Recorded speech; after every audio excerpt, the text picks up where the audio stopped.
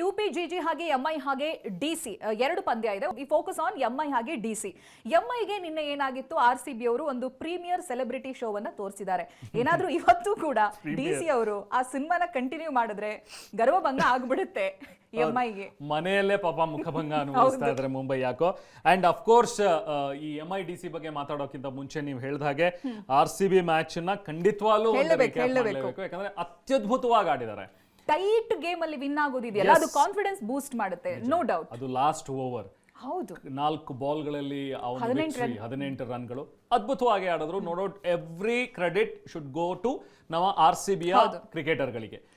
Bowling department and as well as batting department also ಒಂದು very good performance by RCB. And ನಾನು ಕಮಲಿನಿ ಅವರಿಗೆ thanks ಹೇಳಕ್ ಇಷ್ಟಪಡ್ತೀನಿ. Like D Clarke ಅವರದ್ದು ಬಹಳ ಈಸಿ ಒಂದು ರನ್ ಔಟ್ ಅನ್ನ ಬಿಟ್ರು, ಅದೇ ನಮಗೆ ಪ್ಲಸ್ ಆಯ್ತು. Yes, ಆತರ ಹಿಟ್ಟರ್ಸ್ ಯಾರು ಇರ್ಲಿಲ್ಲ, ಯಾರ ಮೇಲೂ ನಂಬಿಕೆ ಇಡೋ ತರ exactly. But still Kamalini played A very vital role.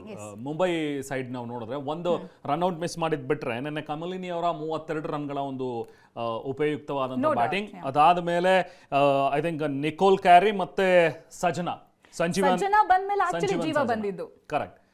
In fact ತುಂಬಾ ಲೋ ಸ್ಕೋರ್ ಅಲ್ಲಿ ವಿಕೆಟ್ ಗಳು ಉರುಳಿತ್ತು. ಎಸ್, ಬಹುಶಃ ಎಲ್ಲೋ RCB ಕೈಯಿಂದ ಹೋಗುತ್ತಾ ಮ್ಯಾಚ್ ಅನ್ನುವಂಥದ್ರ ಬಗ್ಗೆನೂ ಕೂಡ ಆಲ್ಮೋಸ್ಟ್ ಚರ್ಚೆಗಳು ಶುರುವಾಗಿತ್ತು.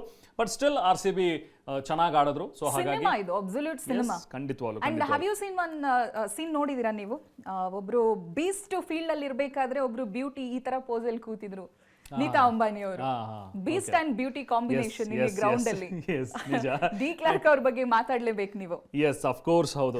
ಸೊ ಹಾಗಾಗಿ ಈಗ ಒಳ್ಳೆ ಪ್ರಾರಂಭ ಅಂತೂ ಸಿಕ್ಕಿದೆ RCBಗೆ. ಆಫ್ ಕೋರ್ಸ್ ನಾವು ಲಾಸ್ಟ್ ಇಯರ್ ಸೀಸನ್ ನೋಡಿದ್ರೆ RCB ಇದೇ ತರದ ಒಂದು ಒಳ್ಳೆ ಸ್ಟಾರ್ಟ್ಸ್ ಇತ್ತು, ತುಂಬಾ ಚೆನ್ನಾಗಿ ಆಡಿದ್ರು ಅಂಡ್ ಕಪ್ ಗೆದ್ರು.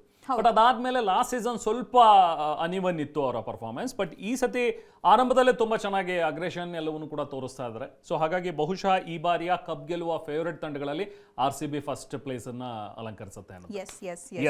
ಡಿ ಕ್ಲಾರ್ಕ್ ಬಗ್ಗೆ ನಾವು ಮಾತನಾಡ್ತಾ ಇದ್ವಿ. ಒಂದು ಬಾಲ್ ಕೈಗೆ ಸಿಕ್ಕಾಗ ಹೇಗೆ ಟ್ವಿಸ್ಟ್ ಮಾಡಬೇಕು ಗೊತ್ತು, ಬ್ಯಾಟ್ ಕೈಯಲ್ಲಿ ಇದ್ದಾಗ ಹೇಗೆ ಹಿಟ್ ಮಾಡಬೇಕು ಅಂತ ಗೊತ್ತು. Plus to RCB. ನಿನ್ನೆಯ ಮ್ಯಾಚ್ ಅಲ್ಲಿ ಹೀರೋಯಿನ್ ಅವರು, as I told, beast. Correct, exactly, ಹೌದು. Yes, now coming to today's match. ಇವತ್ತು double header, as you said. ಆಗ್ಲೇ ಒಂದು ಮ್ಯಾಚ್ ಈಗ ನಾವು ರೆಕಾರ್ಡ್ ಮಾಡೋ ಅಪ್ಲೋಡ್ ಆಗೋಷ್ಟರಲ್ಲಿ ಪ್ರಾರಂಭ ಆಗಿರುತ್ತೆ. ಇನ್ನು ಎರಡನೇ ಮ್ಯಾಚ್ ಬಗ್ಗೆ ನಾವು ಇವತ್ತು ಮಾತಾಡ್ತಾ ಇದ್ವಿ, ಮುಂಬೈ ಅಂಡ್ ಡೆಲ್ಲಿ ಕ್ಯಾಪಿಟಲ್ಸ್ ಬಗ್ಗೆ. ಸೊ ಮುಂಬೈಗೆ ಅವರದೇ ನೆಲದಲ್ಲಿ ಇವತ್ತು ಕಮ್ ಬ್ಯಾಕ್ ಮಾಡುವಂತಹ ಒಂದು ಅನಿವಾರ್ಯತೆನೂ ಇದೆ, ಅವಕಾಶ ಜೊತೆಗೆ ಅನಿವಾರ್ಯತೆ. ಯಾಕಂದ್ರೆ ಫಸ್ಟ್ ಮ್ಯಾಚ್ ಸೋತಿದ್ದಾರೆ. ಲಾಸ್ಟ್ ಬಾರಿಯ ಡಿಫೆಂಡಿಂಗ್ ಚಾಂಪಿಯನ್ಸ್ ಅವರು, 2 ಬಾರಿ ಟ್ರೋಫಿ ಗೆದ್ದಿರುವಂತವ್ರು. ಸೊ ಹಾಗಾಗಿ ಈ ತರದ ಸ್ಟಾರ್ಟ್ ಅವ್ರು ನಿರೀಕ್ಷೆ ಮಾಡಿರಲ್ಲ. ಸೋತ್ರೆ ಅದೊಂತರ ಕಾನ್ಫಿಡೆನ್ಸ್ ಕುಗ್ಗಿಸಿದಾಗ ಆಗುತ್ತೆ. ಬ್ಯಾಕ್ ಟು ಬ್ಯಾಕ್ ಮ್ಯಾಚ್ ಗಳನ್ನ ಸೋತಿರೋದು. ಆಮೇಲೆ ನೀವು ಹೇಳಿದ್ರಿ ಅವ್ರಿಗೆ ಹೇಗೆ ಹೋಮ್ ಗ್ರೌಂಡ್ ಮುಂಬೈಗೆ, DC ಯಲ್ಲಿ ಜೆಮಿಮಾ ರೋಡ್ರಿಗಸ್ಗೂ ಕೂಡ ಫೇವರೇಟ್ ಗ್ರೌಂಡ್ ಇದು. ಸೊ ಏನ್ ಬೇಕಾದ್ರೂ ಆಗ್ಬಹುದು. DC ಅಂತ ನೋಡಿದಾಗ ಸ್ಟ್ರಾಂಗೆಸ್ಟ್ ಟೀಮ್ ಅದು, ನೋ ಡೌಟ್. ಹಾಗಾಗಿ ಇವತ್ತೇನಾದ್ರೂ ನೀವು ಕೇಳಿದ್ರೆ ಯಾರಿಗೆ ಫೇವರ್ ಆಗಿದೆ ಅಂತ ಮ್ಯಾಚ್ ಕೇಳಿದ್ರೆ ನಾನು ಇವತ್ತು ಹೇಳ್ತೀನಿ DC ಗೆ ಫೇವರ್ ಆಗಿದೆ. ಆಫ್ ಕೋರ್ಸ್ ಇವತ್ತು DC ಗೆ favour. And mind and heart both say DC. ಯಾಕೆ ಅಂತ ಹೇಳಿದ್ರೆ ಇಬ್ರು ಕನ್ನಡಿಗರು ನಮಗೆ ಕಾಣಿಸ್ತಾರೆ. ಜಮೀಮಾ ಆಫ್ ಕೋರ್ಸ್ ಮುಂಬೈಯಲ್ಲಿ ಬಾರ್ನ್ ಅಂಡ್ ಬಾಟ್ ಅಪ್ ಇದ್ರು ಕೂಡ ಮಂಗಳೂರು ಮೂಲದವರು. ಸೊ ಹಾಗಾಗಿ ಎಸ್, ನಮ್ಮವರೇ ಅನ್ನೋದು ಒಂದು. ಜೊತೆಗೆ ಮಡಿವಾಳ ಅವರು ಕೂಡ ಆಡ್ತಾ ಇದ್ರೆ. ಗುಲ್ಬರ್ಗ ನಮ್ಮ ವಿಕೆಟ್ ಕೀಪರ್ ಮಮತಾ ಮಡಿವಾಳ. ಎಸ್, ಮಮತಾ ಮಡಿವಾಳ ಕರ್ನಾಟಕದ ಗುಲ್ಬರ್ಗ ವಿಕೆಟ್ ಕೀಪರ್. ಸೊ ಡೆಲ್ಲಿಗೆ ಆಡ್ತಾ ಇದ್ದಾರೆ. ಸೊ ಹಾಗಾಗಿ ಇಬ್ಬರಿದ್ದಾರೆ. ಸೊ ಹಾಗಾಗಿ ಇವತ್ತು ಡೆಲ್ಲಿ ಗೆಲ್ಬೇಕು ಅನ್ನುವಂಥದ್ದು ಒಂದು ಆಶಯ. ಬಟ್ ಮುಂಬೈ, ನೀವು ಹೇಳಿದ ಹಾಗೆ ನಿನ್ನೆ ಮ್ಯಾಚ್ ಅಲ್ಲಿ ಏನ್ ಪಾಸಿಟಿವ್ಸ್ ತಗೊಂಡು ಇವತ್ತು ಕಣಕ್ಕೆ ಇಳಿಬೇಕಾಗತ್ತೆ. ಅಫ್ಕೋರ್ಸ್ ಅವರಲ್ಲಿ ಆರಂಭಿಕರಾಗಿ ಬಂದಂತಹ ಕಮಲಿನಿ ಅವರು ಚೆನ್ನಾಗಿ ಆಡಿದ್ದಾರೆ. ಅಂಡ್ ಅಮೆಲಿಯಾ ಕೆರ್ ಸ್ವಲ್ಪ ಅವ್ರ ಬ್ಯಾಟಿಂಗ್ ಝಲಕ್ ಕಾಣ್ಲಿಲ್ಲ ನೆನ್ನೆ. ಬಟ್ ಅವ್ರೇನಾದ್ರು ಬಾಲ್ ಟಚ್ ಮಾಡಕ್ಕೆ ಬಿಟ್ಟಿಲ್ಲ. Yes, credit to RCB bowlers of course. So ಅದಾದ ನಂತರ ಬ್ರಂಟ್ ಕೂಡ ಅಷ್ಟು ಬ್ಯಾಟಿಂಗ್ ಅಲ್ಲಿ ಚಮಕ್ ತೋರಿಸಿಲ್ಲ. ಬಟ್ ಇನ್ನು ಉಳಿದಂತೆ ನಿಕೋಲ್ ಕ್ಯಾರೆ ಆಗ್ಲಿ, ಸಂಜೀವನ್ ಸಜನಾ ಆಗ್ಲಿ ಒಳ್ಳೆ ಟಚ್ ಅಲ್ಲಿ ಕಾಣಿಸ್ತಾ ಇದ್ದಾರೆ. ಸೊ ಬ್ಯಾಟಿಂಗ್ ಲೈನ್ ಅಪ್ ಒಂದು ಚೆನ್ನಾಗಿ ಕಾಣಿಸ್ತಾ ಇದೆ ಮುಂಬೈ ಅವರಿಗೆ, ನೋ ಡೌಟ್. ಸೊ ಬೌಲಿಂಗ್ ಅಲ್ಲೂ ಕೂಡ ನಿಮಗೆ ಶಬ್ನಿಮ್ ಇಸ್ಮಾಯಿಲ್ ಜೊತೆಗೆ ಅಮಿಲಿಯಾ ಕೆರ್ ಕೂಡ ಚೆನ್ನಾಗಿ ಮಾಡಿದ್ದಾರೆ. ಬ್ಯಾಟಿಂಗ್ ಅಲ್ಲಿ ಮಾಡಲಿಲ್ಲ, ಬಟ್ ಬೌಲಿಂಗ್ ಅಲ್ಲಿ ತುಂಬಾ ಚೆನ್ನಾಗಿ ಎಕನಾಮಿ ಇತ್ತು ಅವ್ರದ್ದು. ತುಂಬಾ ರನ್ಸ್ ಕೊಡ್ಲಿಲ್ಲ. ಸೊ ನೆಕ್ಸ್ಟ್ ನಿಕೋಲಾ ಕೆರೆ ಮತ್ತೆ ಅಮನ್ಜೋತ್ ಕೌರ್ ಡಿಸೆಂಟ್ ಬೌಲಿಂಗ್ ಇತ್ತು. ಆಮೇಲೆ ಇಲ್ಲೊಂದು ಸಿಮಿಲರ್ ನೋಡೋದಾದ್ರೆ ನಾವು RCB ಅಲ್ಲಿ ಇದ್ದಂತ ಪ್ರಾಬ್ಲಮ್ DC ಯಲ್ಲೂ ಕೂಡ ಇದೆ. ಇಲ್ಲಿ ಎಲಿಸ್ ಪೆರ್ರಿ ನಾವು ರಿಟೈನ್ ಮಾಡಿದ ನಂತರ ಕೂಡ ಪ್ರಾಬ್ಲಮ್ ಆಯ್ತು. ಅಲ್ಲಿ ಅನಬೆಲ್ಲಾ ಸದರ್ಲ್ಯಾಂಡ್ ಅವರು ಕೂಡ ಇಲ್ಲ. ಸೊ ಅವರ ಪ್ಲೇಸ್ ಅನ್ನ ಲಿಜೆಲ್ಲಾ ಲೀ ಫಿಲ್ ಮಾಡ್ತಾರೆ ಅಂತ ಹೇಳಲಾಗ್ತಾ ಇದೆ. ಬಹುಶಃ ಓಪನರ್ ಆಗಿ ಅವರು ಮತ್ತೆ ಯಾರು ಲಿಜೆಲ್ಲಾ ಲೀ ಮತ್ತೆ ಕ್ಯಾಪ್ಟನ್ ಬರ್ಬೋದು ಅಂತ. ಇಲ್ಲ, ಕ್ಯಾಪ್ಟನ್ ಮೇ ಬಿ ಕ್ಯಾಪ್ಟನ್ ಬರ್ಲಿಕ್ಕಿಲ್ಲ, ಶೆಫಾಲಿ ಅವರು ಬರ್ತಾರೆ. Because Shafali one of the destructive batter. 3 ಸೀಸನ್ಗಳಲ್ಲಿ ಗಮನಿಸಿದ್ರೆ ಶೆಫಾಲಿ ಅವರು ಆಡ್ತಾ ಇರುವಂತಹ ರೀತಿ ಟಾಪ್ ನಾಚ್ ಆಗಿದೆ. ವರ್ಲ್ಡ್ ಕಪ್ ಅಲ್ಲೂ ಕೂಡ ಶೆಫಾಲಿ ಅವರಿಂದ ತುಂಬಾ ಚೆನ್ನಾಗಿ ಬ್ಯಾಟಿಂಗ್ ಬರ್ತಿತ್ತು. ಸೊ ಹಾಗಾಗಿ ಅವರ ಜೊತೆಗೆ ನೀವು ಹೇಳ್ದಂಗೆ ಲೀ ಬರಬಹುದು, ಅಥವಾ ಇನ್ನೊಂದು ತುಂಬಾ ಒಳ್ಳೆ ಅವಕಾಶ ಇರೋದು ಇವರಿಗೆ ಅಂತ ಹೇಳಿದ್ರೆ ಲಾರಾ ವೊಲ್ವಾಡಿಟಿ. ಯಾಕಂದ್ರೆ ಲಾರಾ ವೊಲ್ವಾಡಿಟಿ ನಿಮಗೆ ಸೌತ್ ಆಫ್ರಿಕಾದಲ್ಲಿ ಓಪನಿಂಗ್ ಬ್ಯಾಟರ್ ಅವರು. ಸೊ ಅಂಡ್ ಲಾಸ್ಟ್ ಟೈಮ್ ನಿಮ್ಗೆ ನೆನಪಿರ್ಬೋದು, ವರ್ಲ್ಡ್ ಕಪ್ ಆಡುವಾಗ women's world cup Laura Wolvaardt beautiful ಆಗಿ ಪರ್ಫಾರ್ಮೆನ್ಸ್ ಮಾಡಿದ್ದಾರೆ. ಸೊ ಅವ್ರು ಇರೋಷ್ಟು ಹೊತ್ತು ನಮ್ದೇ ಮ್ಯಾಚ್, ನಮ್ದು ಅವ್ರದ್ದು ಆಪೋಸಿಟ್ ಇದ್ದಾಗ ಇಂಡಿಯಾ ಸೌತ್ ಆಫ್ರಿಕಾ, ಆಗ್ಲೂ ಆ ಒಂದು ಭಯ ಕಾಡ್ತಾ ಇತ್ತು. ಯಾಕಂದ್ರೆ ವೊಲ್ವಾಡಿಟಿ ಆ ಥರದೊಂದು ಮ್ಯಾಚ್ನ ಟರ್ನ್ ಮಾಡುವಂತಹ ಒಬ್ಬ ಆಫ್ರಿಕನ್ ಬ್ಯಾಟರ್.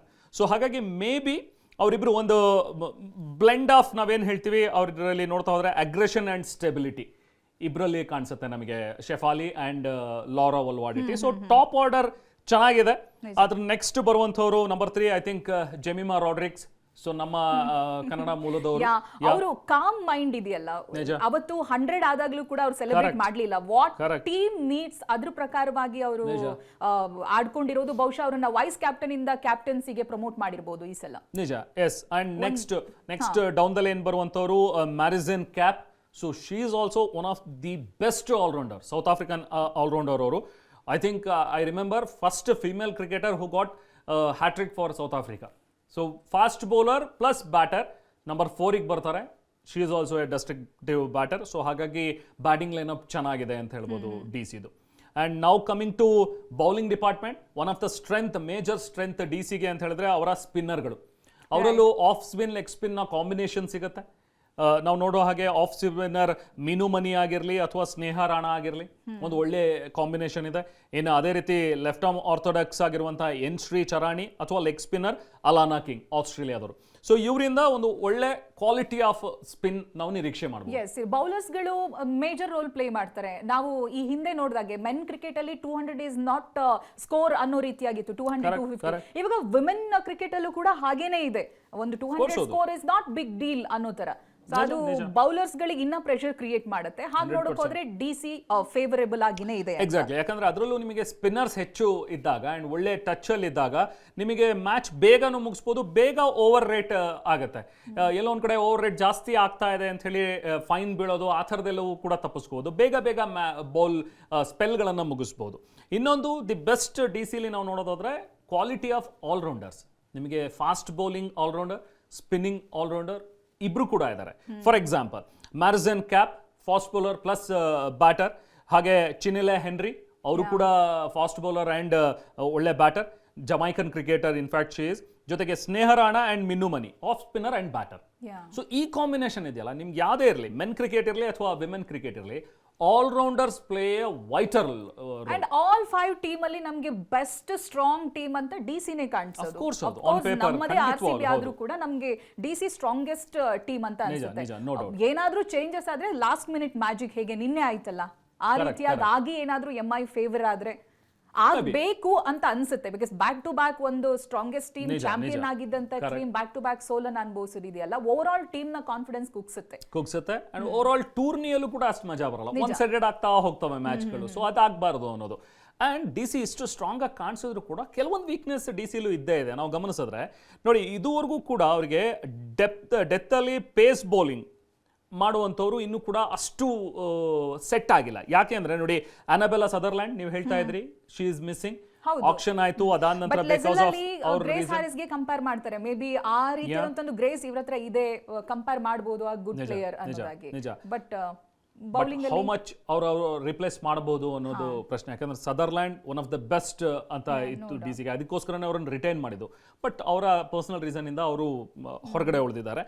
ಜೊತೆಗೆ ರಿಟೈನ್ ರೀಪ್ಲೇಸ್ ಅಲ್ಲಿ ಮಿಸ್ಟೇಕ್ ಆಗಿರೋದು ನಾವು RCB ಯಲ್ಲೂ ಕೂಡ ನೋಡಿದ್ವಿ. ಎಲಿಸ್ ಪೆರಿ ಪ್ಲೇಸ್ ಅನ್ನ ಇವ್ರು ಫಿಲ್ ಮಾಡ್ತಾರೆ ಅಂತ ಹೇಳೋದಕ್ಕಾಗಲ್ಲ, ದಟ್ ಕಾಡುತ್ತೆ ಅದು 100% ನಿಜ.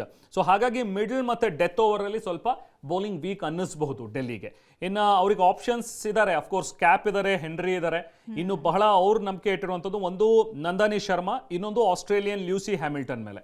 ಯಾಕಂದ್ರೆ ಸೀಮ್ ಆಪ್ಷನ್ಸ್ ಇರುವಂಥದ್ದೇ ಅವ್ರುಗಳು ಈಗ ಅವ್ರಿಗೆ. ಸೊ ಅವ್ರ ಮೇಲೆನೆ ಅವ್ರು ಡಿಪೆಂಡ್ ಆಗಬೇಕಾಗುತ್ತೆ DC. At the same time ಈಗ ಇಬ್ರು ಕೂಡ ಟಾಪ್ ಲೆವೆಲ್ ಎಕ್ಸ್ಪೀರಿಯನ್ಸ್ ಇಲ್ಲ ಅವರಿಗೆ. ಸೊ ಇವತ್ತು ಹೇಗೆ ಡೆಲಿವರ್ ಮಾಡ್ತಾರೆ ಅನ್ನೋದು ಕೂಡ ಬಹಳ ಮುಖ್ಯವಾಗಿರುತ್ತೆ. ಅಂಡ್ ಫೈನಲಿ ಲಾಸ್ಟ್ಲಿ ನಾವು ಮಾತಾಡೋದಾದ್ರೆ ವಿಕೆಟ್ ಕೀಪಿಂಗ್ ಡಿಪಾರ್ಟ್ಮೆಂಟ್ ಅಲ್ಲೂ ಕೂಡ ಸ್ವಲ್ಪ ಅವರಿಗೆ ಲ್ಯಾಕಿಂಗ್ ಇದೆ, ಬಿಕಾಸ್ ಇನ್ ಎಕ್ಸ್ಪೀರಿಯನ್ಸ್. ಈಗ ಲಿಜೆಲೆ ಲೀ ಅವರನ್ನು ತಗೊಂಡಿದ್ದಾರೆ. ಸೊ ಜೊತೆಗೆ ಮಮತಾ ಮಡಿವಾಳ ಅಂಡ್ ತಾನಿಯಾ ಭಾಟಿಯಾ. ಸೊ ಈ ಮೂರು ನಮಗೆ ವಿಕೆಟ್ ಕೀಪಿಂಗ್ ಆಪ್ಷನ್ಸ್ ಅವರಲ್ಲಿ ಕಾಣಿಸುತ್ತೆ. ಸೊ ಇವರಲ್ಲಿ 3 ಜನ ಇನ್ಎಕ್ಸ್ಪೀರಿಯನ್ಸ್ಡ್. ಅದರಲ್ಲಿ MI ನೋಡಿ ವಿದಿನ್ 1 ಡೇ ಏನಾದ್ರೂ ಚೇಂಜಸ್ ಮಾಡ್ಕೊಳ್ಳೋದಿದ್ರು ಕೂಡ ಸಮಯನೂ ಅಷ್ಟಿಲ್ಲ. ಸಮಯ ಇಲ್ಲ. Back to back matches playing 11 ಅಲ್ಲಿ ಏನಾದ್ರೂ ಚೇಂಜಸ್ ಮಾಡ್ಕೊಂಡು ಬರ್ತಾರಾ? We have no doubt. Correct. Yes, ಅದೊಂದು ಅವರಿಗೆ ಚಾಲೆಂಜ್ ಇದ್ದೇ ಇದೆ.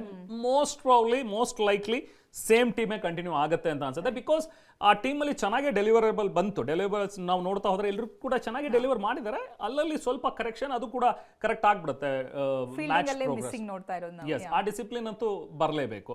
ಇನ್ನು ನಾವು ಮಾತಾಡ್ತಿದ್ದಾಗೆ ಈಗ ಮಮತಾ ಮಡಿವಾಳಗಿಂತ ಸ್ವಲ್ಪ ತಾನಿಯಾ ಭಾಟಿಯಾ ಸ್ವಲ್ಪ ಎಕ್ಸ್ಪೀರಿಯನ್ಸ್ಡ್ ಅಂತ ಅನಿಸ್ತಾರೆ. ಇನ್ಕನ್ಸಿಸ್ಟೆನ್ಸ್ ಇದ್ರೂ ಕೂಡ ಅವರನ್ನ ತಗೋಬಹುದು ಟೀಮ್ಗೆ. ಮಡಿವಾಳ ಅವ್ರು ಆಡ್ತಾರೋ ಇಲ್ವೋ ಗೊತ್ತಿಲ್ಲ, ನೋಡಬೇಕು. ಯಾಕಂದ್ರೆ DCಗೆ one of the major weakness ಅಂತ ಹೇಳಿದ್ರೆ ಇದೇ ಇರೋದು. ಪ್ಲೇಯಿಂಗ್ 11 ಇನ್ನೂ ಕೂಡ ಸೆಟ್ ಆಗ್ತಾ ಇಲ್ಲ. ಲಾಸ್ಟ್ ಸೀಸನ್ಗಳಿಂದಲೂ ನೋಡ್ತಾ ಇದ್ರೆ here and there, in and out youngsters ಅಂತ ಅವಕಾಶಗಳನ್ನ ಕೊಡ್ತಾ ಬರೋದು. ನಾನು RCB ಕೆಲವು ಪ್ಲೇಯರ್ಸ್ ಅನ್ನ ನೀನೆ ನೋಡಿದಾಗೆ 1 ರನ್ಗೆ back to pavilion, Radha Yadav, ಒಂದು ಹೋಪ್ ಇರುತ್ತೆ. ನಿಜ. ಸೊ ಆ ರೀತಿಯಾಗಿ over all WPL is like youngsters ಗಳಿಗೆ ಒಂದು ಒಳ್ಳೆ ಅಪಾರ್ಚುನಿಟಿ ಟು ಪ್ರೂವ್. ಅಂಡ್ ಇತ್ತೀಚಿನ ದಿನಗಳಲ್ಲಂತೂ women cricket also shaping up. So world cup, WPL ಮುಂಚೆ ಫಸ್ಟ್ ಸೀಸನ್ಗೆ ಇದ್ದಿದ್ದಕ್ಕಿಂತ ಈ 3ನೇ ಸೀಸನ್ಗೆ ಇರುವಂಥ ಕ್ರೇಜ್ ಇದೆಲ್ಲವೂ ಕೂಡ ಜಾಸ್ತಿ ಆಗ್ತಾ ಇದೆ. ಸೊ ಅಫ್ಕೋರ್ಸ್ ಒಂದು ಒಳ್ಳೆ ಫ್ಯೂಚರ್ ಖಂಡಿತವಾಗ್ಲೂ. ನಾನು ಆಗ್ಲೇ ಹೇಳಿದಾಗೆ mind and heart both say DC today. ಯಾಕಂತ ಹೇಳಿದ್ರೆ ತುಂಬಾ ಚೆನ್ನಾಗಿ ಪ್ಲೇಯರ್ಸ್ ಇದ್ದಾರೆ. ಪ್ಲೇಯಿಂಗ್ 11 ಸೆಟ್ ಆಗಿಲ್ಲ ಅನ್ನೋದು ಒಂದಿದ್ರು ಕೂಡ, ಬಟ್ ಸ್ಟಿಲ್ ಅವರ ಪ್ಲೇಯರ್ಸ್ ತುಂಬಾ ಚೆನ್ನಾಗಿ ಪರ್ಫಾರ್ಮ್ ಮಾಡುವಂಥವ್ರೆ ಇದ್ದಾರೆ. ಆ್ಯಂಡ್ ಕನ್ನಡದವರು ಕೂಡ ಇರೋದ್ರಿಂದಾಗಿ I think DC 60-40 towards DC ನನಗನ್ಸುತ್ತೆ. ಡೋಂಟ್ ನೋ ಇವತ್ತಿನ ಮ್ಯಾಚ್. ಯಾಕಂದ್ರೆ ಮುಂಬೈಗೂ ಬಹಳ ಮುಖ್ಯವಾದ ಆಲ್ಮೋಸ್ಟ್ ಡೂ ಆರ್ ಡೈ ಅನ್ನೋ ರೀತಿಯಲ್ಲೇ ಆಡಬೇಕಾಗತ್ತೆ ಇವತ್ತು. That's why I wish all the best to MI. Yes, MI and DC, all the best.